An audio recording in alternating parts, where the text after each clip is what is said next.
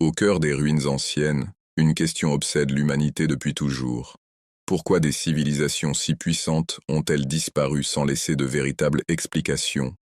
Imaginez, les pyramides d'Égypte dressées comme des géants défiant le temps, les temples mayas cachés dans la jungle, les cités englouties au fond des océans. Tous ces lieux parlent d'un passé glorieux, mais aussi d'un mystère jamais résolu. Et si ces mystères n'étaient pas de simples accidents de l'histoire? Et si, derrière la chute de ces empires, se cachait un message destiné aux générations futures? Un message qui peut-être nous mène droit vers une vérité liée à la fin des temps. Et à l'imam al-Mahdi? Ah, les anciens bâtisseurs savaient des choses que nous avons oubliées. Leurs monuments alignés avec les étoiles ne pouvaient pas être le fruit du hasard. Comment expliquer que les Égyptiens aient orienté les pyramides vers Orion, que les Mayas aient créé des calendriers capables de prédire les éclipses, ou que les Sumériens aient laissé des tablettes décrivant des constellations invisibles à l'œil nu? C'est comme si ces peuples parlaient une langue universelle, codée dans la pierre et transmise à travers les âges, une langue qui parle de cycles, de fin et de recommencement. Platon décrivait déjà l'Atlantide comme une civilisation brillante, détruite en une seule nuit par les dieux. Pour certains, ce n'était qu'une légende, mais d'autres affirment qu'il s'agissait du récit déguisé d'un peuple qui savait trop de choses et qui a été effacé. Chez les Mayas, le temps n'était pas linéaire mais cyclique. Ils annonçaient la fin d'un monde et l'avènement d'un autre. Dans les récits sumériens, on parle de rois venus du ciel et d'un avenir marqué par le retour d'un guide. Et dans presque toutes les traditions, une idée revient: l'humanité ne traverse pas seulement des crises, elle se prépare à un moment décisif. Ces civilisations n'ont pas seulement disparu, elles ont laissé des traces comme des avertissements. Un puzzle géant que nous commençons seulement à assembler. Alors, quelle vérité ont-elles voulu cacher ou transmettre? Peut-être celle d'un futur guide, unificateur des peuples, porteur de justice. Peut-être l'annonce d'un personnage que nous connaissons aujourd'hui sous le nom d'Imam al-Mahdi. Ah, quand on observe les ruines, on se rend compte qu'elles ne sont pas muettes. Chaque pierre semble raconter une histoire. Les hiéroglyphes, les statues, les temples, tous murmurent un secret commun. Le soleil, la lune, l'étoile brillante, des symboles répétés d'un continent à l'autre, des signes qui semblent annoncer la venue d'un sauveur, d'un roi de justice, d'un guide des derniers temps. Certains chercheurs modernes osent avancer une idée choquante. Ces civilisations savaient que leur temps allait finir, mais elles construisaient pour l'avenir. Elles gravaient des messages pour ceux qui viendraient après elles. Elles savaient que viendrait une génération capable de comprendre. Peut-être, nous. Alors une pensée terrifiante surgit. Et si leur disparition n'était pas une fin, mais une préparation? Et si, en disparaissant, elles ouvraient à la voie à un moment encore plus grand, prévu pour la fin des temps? Chaque civilisation est comme un chapitre de l'humanité. Les uns après les autres, ils se ferment. Mais le dernier chapitre n'a pas encore été écrit. Et quand il s'ouvrira, il révélera ce que tous ces peuples savaient déjà. Ce chapitre porte un nom, murmuré dans toutes les traditions, redouté par les puissants et attendu par les opprimés. L'apparition de l'imam al-Mahdi. Ah, leur message est clair, mais voilé. Ce qu'ils n'ont pas dit avec des mots, ils l'ont crié avec des pierres. Et ces pierres nous posent encore aujourd'hui une question brûlante. Sommes-nous prêts à entendre ce que les civilisations perdues ont voulu nous révéler?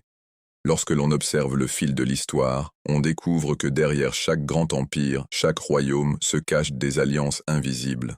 Ces pactes ne sont pas seulement politiques ou militaires, mais parfois spirituels, ésotériques, presque mystiques. Depuis les premiers pharaons d'Égypte, les rois savaient qu'ils ne pouvaient régner seuls. Ils avaient besoin du soutien des prêtres, des sages, et parfois d'organisations secrètes qui leur garantissaient pouvoir et stabilité. Ces alliances n'étaient pas visibles aux yeux du peuple, elles fonctionnaient comme des forces de l'ombre, influençant les décisions, orientant le destin des nations. Les Sumériens, par exemple, croyaient que leur roi recevait leur autorité des dieux. Mais derrière cette croyance, certains historiens pensent qu'existaient des conseils secrets, des groupes d'initiés qui connaissaient des savoirs astronomiques et mystiques. Ces groupes dictaient les règles, tout en restant cachés. En Égypte, le rôle des prêtres d'Amon illustre parfaitement cette logique. Tandis que le pharaon se présentait comme fils du soleil, le véritable pouvoir résidait souvent entre les mains de prêtres qui détenaient à la connaissance des rituels et des signes divins. Le peuple croyait que l'autorité venait du ciel, mais en réalité, elle venait aussi de ses alliances discrètes. Dans l'Empire romain, les empereurs s'entouraient de conseillers, de philosophes et d'augures. Mais certains ordres secrets, comme les cultes à mystère, exerçaient une influence souterraine. On leur attribuait le pouvoir de prédire les guerres, de guider les dirigeants dans leurs choix, et même de manipuler les foules. À chaque époque, il y a eu ces cercles restreints, des hommes et des femmes qui ne régnaient pas par la force des armes, mais par la maîtrise du savoir, de la peur et de l'espérance. Leurs alliances se tissaient dans le secret, loin du regard du peuple. Au Moyen Âge, cette logique n'a pas disparu. Les Templiers, par exemple, formaient une armée redoutable, mais aussi un ordre spirituel et financier qui contrôlait une grande partie des richesses d'Europe. Officiellement, ils servaient l'Église et protégeaient les pèlerins. Mais en réalité, leur pouvoir dépassait celui de nombreux rois. Leur disparition brutale n'a pas effacé leurs traces. Certains croient encore aujourd'hui que leurs alliances secrètes se sont transformées en réseaux occultes.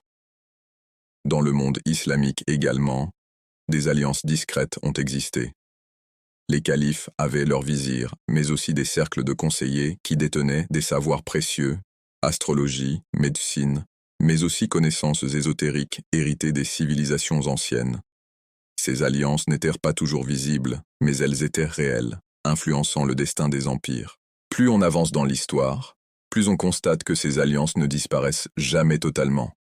Elles changent de nom, de visage, mais elles survivent. On les retrouve dans les sociétés secrètes, dans les ordres initiatiques, dans les réseaux d'élite. Ce qui est frappant, c'est que ces alliances semblent toujours liées à une même idée, préparer ou retarder un grand événement. Les textes anciens parlent de cycles, de fin et de recommencement. Et dans ce contexte, beaucoup d'érudits pensent que ces alliances travaillent dans l'ombre, soit pour hâter l'apparition du guide attendu, soit pour l'empêcher. Les civilisations perdues dont nous avons parlé dans la première partie n'ont peut-être pas seulement laissé des monuments. Elles ont pu aussi transmettre des traditions secrètes, des savoirs jalousement gardés par certaines élites, afin que leurs héritiers continuent cette mission invisible. Les Mayas, par exemple, ont laissé des calculs astronomiques extrêmement précis. Certains disent que ces connaissances n'ont pas disparu, mais qu'elles ont été préservées par de petites fraternités. De même, les mystères de Babylone auraient été transmis à travers les siècles par des lignées d'initiés. Ces alliances sont comme des fils invisibles qui relient le passé au présent. Elles ne se montrent pas, mais elles influencent. Elles travaillent dans l'ombre, souvent au service de leurs propres intérêts, mais parfois pour préparer une vérité plus grande. Dans le Coran, il est dit que certains complotent dans le secret, mais qu'Allah est le meilleur des stratèges. Cette phrase rappelle que, malgré toutes ces alliances humaines, une force supérieure orchestre le destin. Mais cela n'empêche pas les hommes de tisser leur réseau, persuadés qu'ils peuvent contrôler le cours de l'histoire. Aujourd'hui, quand on regarde le monde moderne, on se demande si ces alliances n'existent pas encore. Les empires anciens ont disparu, mais les mécanismes semblent identiques.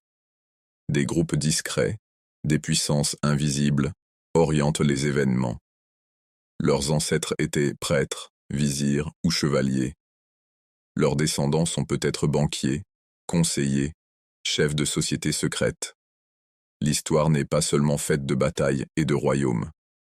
Elle est aussi faite de pactes cachés, d'alliances invisibles, et toutes semblent converger vers un point commun, l'attente d'un événement décisif qui bouleversera l'humanité. Alors une question se pose. Ces alliances secrètes, qui traversent les siècles, travaillent-elles pour le bien ou pour le mal? Préparent-elles la venue de l'imam al-Mahdi, ou au contraire, cherchent-elles à l'empêcher? À travers les siècles, l'humanité a laissé derrière elle des ruines mystérieuses. Ces vestiges ne sont pas seulement des pierres mortes, mais de véritables messages codés, destinés à ceux qui sauraient les déchiffrer. Chaque civilisation semble avoir voulu parler au futur, prévenir d'un événement à venir, d'une vérité cachée. Les pyramides d'Égypte, par exemple, ne sont pas de simples tombeaux. De nombreux chercheurs pensent qu'elles renferment des secrets liés aux étoiles. Les alignements parfaits avec Orion et Sirius ne peuvent être le fruit du hasard. Certains affirment que les prêtres égyptiens savaient déjà qu'un guide attendu apparaîtrait à la fin des temps et que les monuments étaient comme des repères, une carte cosmique laissée pour l'avenir. Chez les Mayas, le calendrier fascinait déjà les savants. Bien qu'on ait exagéré certaines prédictions, ce peuple connaissait avec précision les cycles cosmiques. Leur fameux conte long s'achève sur une période de transformation, comme s'ils annonçaient une fin et un recommencement. Était-ce une allusion à l'apparition d'un sauveur universel, un moment où le monde basculerait vers une nouvelle ère? Les civilisations de Mésopotamie, berceau des prophètes, parlent également de rois élus par les dieux, mais surtout d'un retour, d'un jugement, d'une délivrance. Dans leurs tablettes d'argile, on retrouve des récits qui ressemblent étrangement à ceux des religions révélées plus tard. Comme si ces anciennes sociétés avaient reçu des éclats d'une vérité plus vaste, transmise depuis Adam, Noé et Abraham. Les peuples andins, comme les Incas, ont eux aussi laissé des structures monumentales aux alignements parfaits. À Machu Picchu, les pierres taillées avec une précision incroyable semblent défier la technologie de leur époque. Certains pensent qu'il s'agit non seulement de prouesses architecturales, mais aussi de codes astronomiques, annonçant des cycles cosmiques que peu comprenaient. Même les peuples du désert, comme les Nabatéens de Pétra, ont laissé derrière eux des symboles étranges. Leur cité, creusée dans la roche, montre une connaissance avancée des étoiles et du mouvement du soleil. Pourquoi ces sociétés, si différentes les unes des autres, plaçaient-elles autant d'importance dans le ciel? Peut-être parce que toutes savaient qu'un événement cosmique, une intervention divine, devait bouleverser l'ordre établi. Peut-être attendaient-elles toutes, chacune à leur manière, une figure semblable à l'imam al-Mahdi, un guide universel qui apporterait justice et lumière. Dans le Coran et les hadiths, il est souvent question de signes à la fin des temps, éclipses inhabituelles, tremblements de terre, bouleversements dans la nature. Or, ces mêmes signes apparaissent déjà dans les récits des civilisations disparues. Les Mayas parlaient de grands cataclysmes. Les textes babyloniens évoquaient des étoiles annonciatrices. Les Grecs, eux, attendaient un âge d'or après une période de chaos. Il semble que l'attente d'un renouveau soit une constante dans l'histoire humaine. Les peuples s'éteignent, mais l'idée demeure, comme si une mémoire universelle se transmettait à travers le temps, de génération en génération, rappelant que l'humanité ne marche pas au hasard, mais vers un but précis. Certains chercheurs modernes vont encore plus loin. Ils pensent que les civilisations anciennes avaient déjà perçu l'idée d'un sauveur à venir. Non pas avec le nom que nous connaissons aujourd'hui, mais sous des symboles différents. Chez les Perses, on parlait du Saoshyant. Chez les Hindous, du Kalki. Chez les chrétiens, du retour du Christ. Et dans l'islam, de l'imam al-Mahdi.